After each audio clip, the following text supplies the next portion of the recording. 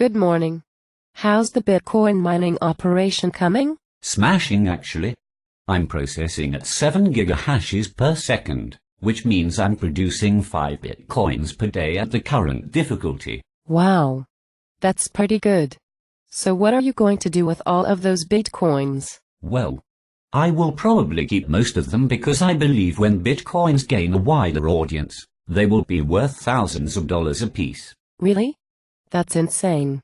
Aren't you worried that the prices will collapse? There are a lot of people saying that Bitcoins are a Ponzi scheme. Ponzi scheme. Ha ha ha, ho ho ho ho, tee hee hee. That's the funniest thing I've heard all week. Do you know what a Ponzi scheme is? Well, no. Not really. What is a Ponzi scheme? A Ponzi scheme is an investment scam which fraudulently promises abnormal returns, but actually uses new money to pay off older investors, and must grow exponentially or it collapses. Okay. So how do Bitcoins fit that definition? Why don't we take a look at the elements of the definition? First off, a Ponzi scheme is an investment scam. So what is an investment? An investment is a vehicle for generating returns on money. It could be the purchase of a stock or a bond. Or it could be the purchase of ownership in a partnership or a business. All right. That's fair. So by that definition, are Bitcoins an investment? No.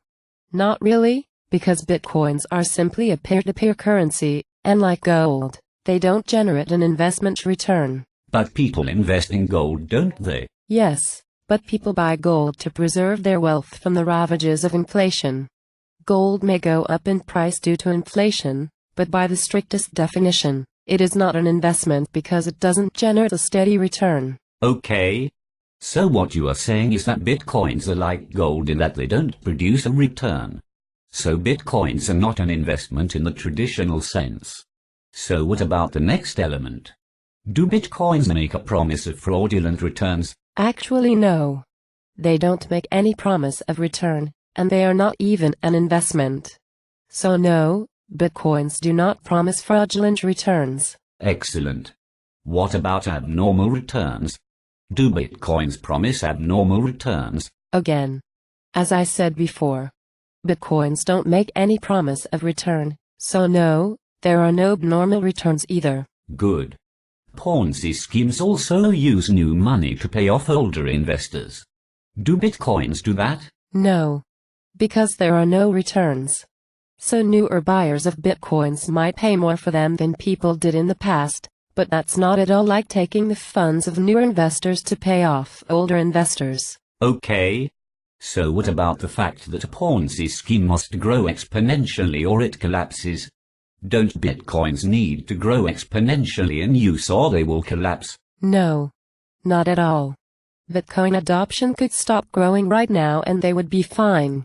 But because the number of coins is strictly limited, more adoption will force the price higher as more people desire to use them. So what you are telling me is that Bitcoins meet none of the elements of the definition of a Ponzi scheme? Correct.